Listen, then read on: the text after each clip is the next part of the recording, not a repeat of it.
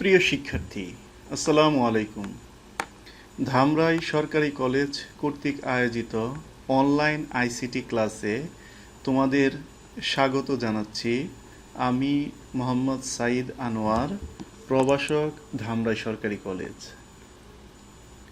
Lecture শুরু করার পূর্বে আমি আশা করি তোমরা সবাই ভালো আছো, সুস্থ আছো, স্বাস্থ্যবিধি মেনে বাসায় অবস্থান করছো।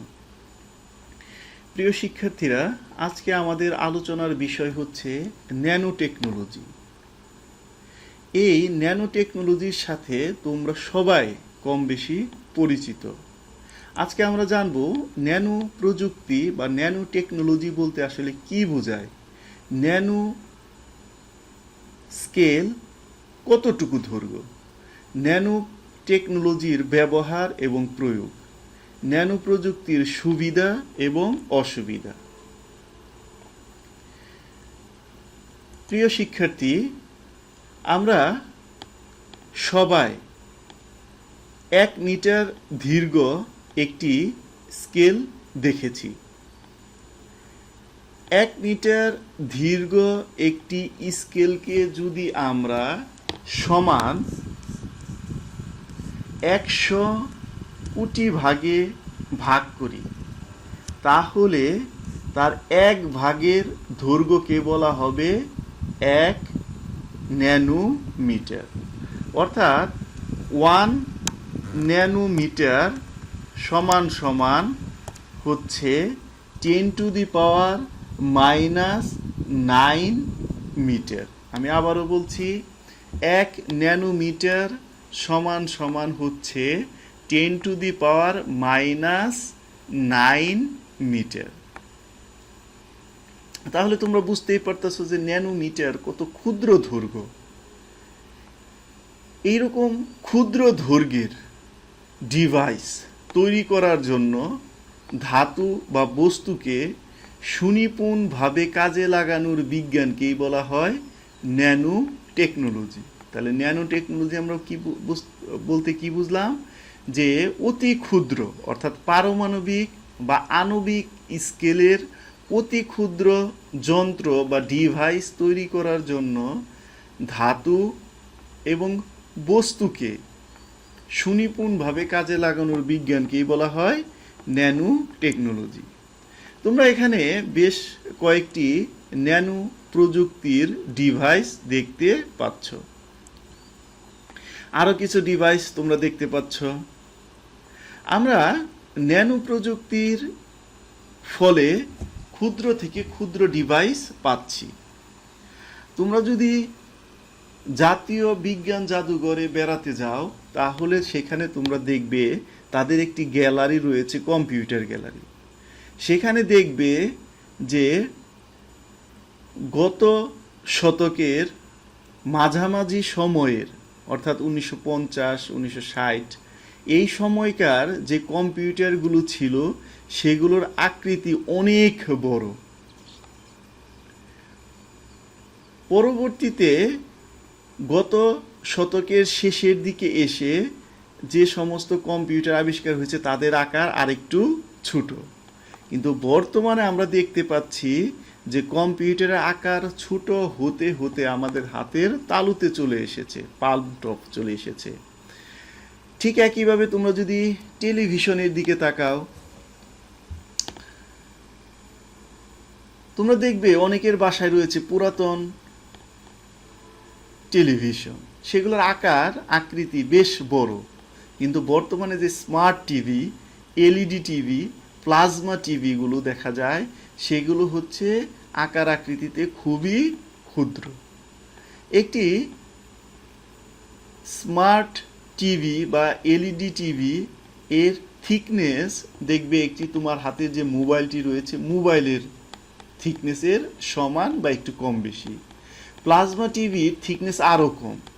তাহলে প্রযুক্তির কল্যাণে এই ডিভাইসগুলো আকারে ছোট হয়ে যাচ্ছে, কিন্তু উৎকর্ষতায়, কাজের ক্ষেত্রে উৎকর্ষতায় আগের টেলিভিশনের চেয়েও বেশি কার্যকর। তো এই এই ন্যানো টেকনোলজি প্রযুক্তি ব্যবহার করার ফলেই ডিভাইসগুলো ক্ষুদ্র থেকে ক্ষুদ্র হচ্ছে। আমাদের আরও বেশ যন্ত্রপাতি রয়েছে যেগুলোর আকার একটি অণুর সমান বা একটা পরমাণুর সমান। তাহলে এই যে প্রযুক্তি ব্যবহার করে ডিভাইসটিকে ক্ষুদ্র বানানো হয়েছে, সেই প্রযুক্তি হচ্ছে ন্যানো প্রযুক্তি। আমরা এখন ন্যানো প্রযুক্তির প্রয়োগ বা ব্যবহার দেখব। আমাদের দৈনন্দিন জীবনের প্রায় সকল ক্ষেত্রেই এখন ন্যানো প্রযুক্তির ব্যবহার বাড়ছে। আমরা এখানে কয়েকটি বিশেষ ক্ষেত্রের কথা উল্লেখ করব। প্রথমে আমরা উল্লেখ করব রাসায়নিক শিল্প। রাসায়নিক শিল্পে যেমন সানস্ক্রিন এ ব্যবহৃত টিটেনিয়াম ডাইঅক্সাইড তৈরির কাজে, বিভিন্ন জিনিসের উপর প্রলেপ তৈরির কাজে, পানি বিশুদ্ধকরণের কাজে ব্যাপক হারে ন্যানো প্রযুক্তি ব্যবহৃত হচ্ছে। খাদ্য শিল্প, খাদ্যজাত দ্রব্য প্যাকেজিংয়ের সিলভার তৈরির কাজে, খাদ্যের স্বাদ তৈরিতে ন্যানো প্রযুক্তি ব্যবহৃত হচ্ছে। চিকিৎসা ক্ষেত্রে ঔষধ তৈরির আণবিক গঠনে, যাতে রোগাক্রান্ত ছেলে সরাসরি ঔষধ প্রয়োগ করা যায়, সেজন্য চিকিৎসা ক্ষেত্রে ন্যানো প্রযুক্তির ব্যবহার হচ্ছে। চিকিৎসা ক্ষেত্রে ন্যানো প্রযুক্তির ব্যবহার অনেক বেশি। আমাদের বিভিন্ন অপারেশন করার ক্ষেত্রে ক্ষুদ্র যন্ত্র আমাদের দেহের ভিতরে প্রবেশ করানো হয়। তাহলে যে ক্ষুদ্র যন্ত্রটি তৈরি করা হয়েছে, সেইটাই তৈরিতেই কিন্তু ন্যানো প্রযুক্তি ব্যবহৃত হয়েছে। উদাহরণস্বরূপ যেমন আমি তোমাদেরকে একটা বলতে পারি, অ্যান্ডোস্কোপি। তোমরা অনেকেই জানো যে পেটের কোনো অসুখ হলে বা আলসার বা পেটে ঘা হলে অনেক সময় ডাক্তাররা অ্যান্ডোস্কোপি করতে বলেন। অ্যান্ডোস্কোপি কিভাবে করতে হয়? আমরা স্বাভাবিকভাবে জানি যে একটি ক্ষুদ্র ক্যামেরা গলার মধ্য দিয়ে পেটে প্রবেশ করানো হয় এবং সে ক্ষুদ্র ক্যামেরাটি পেটের বিভিন্ন অংশের ছবি তুলে, ফলে আমরা পেটে কোনো ঘা হয়েছে কিনা সেটা বুঝতে পারি। এখন এই যে ক্ষুদ্র ক্যামেরা যেটি প্রবেশ করানো হলো, এটি অতি ক্ষুদ্র। আমরা যে সাধারণ ক্যামেরা ব্যবহার করি, সেই ক্যামেরাকে আমাদের মুখের মধ্য দিয়ে পাঠানো সম্ভব? সেটা কিন্তু পাঠানো সম্ভব না। ন্যানো প্রযুক্তির কল্যাণে ক্ষুদ্র ক্যামেরা তৈরি করা সম্ভব হয়েছে এবং সেটা দিয়ে অ্যান্ডোস্কোপি করা হচ্ছে। একই রকম আরও অনেক অপারেশনের ক্ষেত্রে ক্ষুদ্রাতি ক্ষুদ্র যন্ত্র ব্যবহার করা হয়, যা ন্যানো প্রযুক্তির কল্যাণে বানানো সম্ভব হয়েছে। এরপরে আমরা দেখব ইলেকট্রনিক্স শিল্পে। ইলেকট্রনিক্স যন্ত্রপাতিতে বিদ্যুৎ খরচ, ওজন এবং আকৃতি কমিয়ে কর্মদক্ষতা ও দক্ষতা বৃদ্ধির ক্ষেত্রে ন্যানো প্রযুক্তি ব্যবহৃত হচ্ছে। জ্বালানি তৈরিতে হাইড্রোজেন আয়নের জন্য ফুয়েল সেল তৈরিতে ন্যানো টেকনোলজি ব্যবহৃত হচ্ছে। নবায়নযোগ্য শক্তি শিল্পে প্রচলিত সৌরকোষের চাইতেও আরও অধিক সাশ্রয়ী মূল্যের ন্যানো টেকনোলজি সৌরকোষ তৈরিতে এবং বিভিন্ন প্রকার ব্যাটারি তৈরিতে ন্যানো টেকনোলজি ব্যবহৃত হচ্ছে। খেলাধুলা এবং ক্রীড়া সরঞ্জাম তৈরিতে খেলাধুলার সামগ্রী যেমন টেনিস বলের স্থায়িত্ব বৃদ্ধির জন্য, বাতাসে গল্ফ বলের পজিশন ঠিক রাখার জন্য ন্যানো প্রযুক্তি ব্যবহৃত হচ্ছে। কম্পিউটারের হার্ডওয়্যার, যেটা আমি তোমাদের আজকের লেকচারে প্রথমেই বলেছি, যে এই যে হার্ডওয়্যার দিনকে দিন ছোট হয়ে যাচ্ছে, এটা কি কেন সম্ভব হচ্ছে? ন্যানো প্রযুক্তির কল্যাণে। এবার আমরা ন্যানো প্রযুক্তির কিছু সুবিধা দেখব। ন্যানো টিউব, ন্যানো পার্টিকেল ইত্যাদি দ্বারা উৎপাদিত পণ্য বেশ মজবুত, বেশি টেকসই, বেশি স্থায়ী, আকারে ছোট এবং ওজনে হালকা হয়।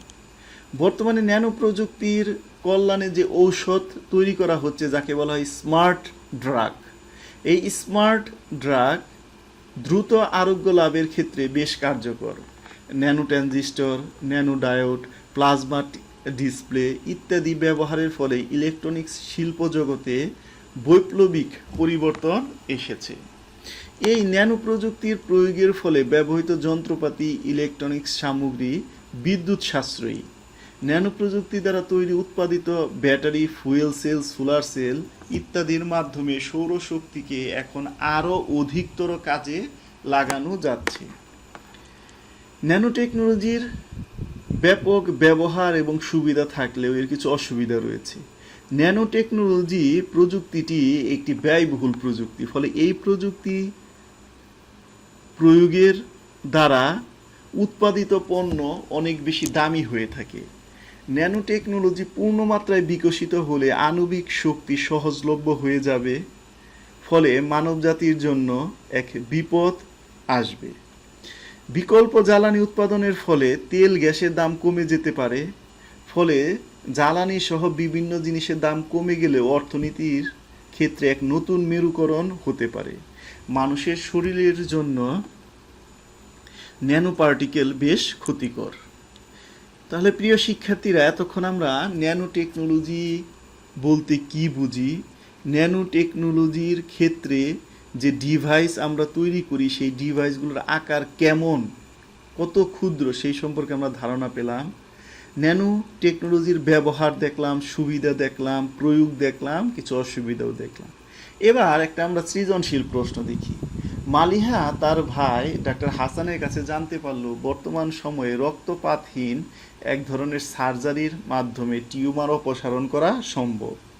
মালিহার ভাই আরও জানালো এক বিশেষ প্রযুক্তিতে, শব্দটা ভালোভাবে লক্ষ্য করো, এক বিশেষ প্রযুক্তিতে তৈরি ক্ষুদ্র যন্ত্রের মাধ্যমে দেহের অভ্যন্তরে প্রবেশ করিয়ে সফলভাবে অস্ত্রোপচার করা সম্ভব। বিশেষ প্রযুক্তিতে তৈরি ক্ষুদ্র যন্ত্র মানুষের দেহের অভ্যন্তরে প্রবেশ করিয়ে অস্ত্রোপচার করা সম্ভব। এবার আমরা ঘ নাম্বার প্রশ্নটা দেখি। ডক্টর হাসান পরে যে প্রযুক্তি সম্পর্কে, এখানে তিনি দুইটা প্রযুক্তির কথা বলেছেন, একটা হচ্ছে রক্তপাতহীন প্রযুক্তি, আর একটা বলেছেন বিশেষ প্রযুক্তির মাধ্যমে তৈরি ক্ষুদ্র যন্ত্রের কথা। তাহলে দ্বিতীয় প্রযুক্তি হচ্ছে বিশেষ প্রযুক্তি, যার মাধ্যমে ক্ষুদ্র যন্ত্র তৈরি করা সম্ভব। তাহলে সেই দ্বিতীয় যে প্রযুক্তি, অর্থাৎ ডাক্তার হাসান পরে যে প্রযুক্তি সম্পর্কে জানিয়েছেন তা বিভিন্ন ক্ষেত্রে প্রয়োগ করলে জীবনযাত্রাকে সাবলীল করা সম্ভব, বিশ্লেষণ করতে বলা হয়েছে। তাহলে পরে যে প্রযুক্তির কথা বলেছে সেই প্রযুক্তি কোন প্রযুক্তি? ন্যানো প্রযুক্তি। কারণ এখানে ক্ষুদ্র যন্ত্র তৈরি করা হয়েছে বিশেষ প্রযুক্তির মাধ্যমে। আমরা জানি ক্ষুদ্র যন্ত্র তৈরি করা হয় যে বিশেষ প্রযুক্তির মাধ্যমে, তাই হচ্ছে ন্যানো প্রযুক্তি বা ন্যানো টেকনোলজি। তাহলে এখানে ন্যানো টেকনোলজি সম্পর্কে জানিয়েছেন ডাক্তার হাসান মালিহাকে। আর এই প্রযুক্তি আমরা 8টি ব্যবহার দেখেছি। তাহলে এই ব্যবহারের ফলে আমাদের জীবন বেশ সাবলীল হয়েছে। তাহলে এই প্রয়োগগুলো আমাদের উল্লেখ করে দিতে হবে, তাহলে এই প্রশ্নের উত্তর যথার্থ হবে। তো প্রিয় শিক্ষার্থীরা, তোমাদের সবাইকে আবারও স্বাস্থ্যবিধি মেনে, সরকারি বিধিনিষেধ মেনে বাসায় অবস্থান করার জন্য আহ্বান জানাচ্ছি এবং নিয়মিত পড়াশোনা করার জন্য আহ্বান জানাচ্ছি। সবাইকে ধন্যবাদ। আসসালামু আলাইকুম।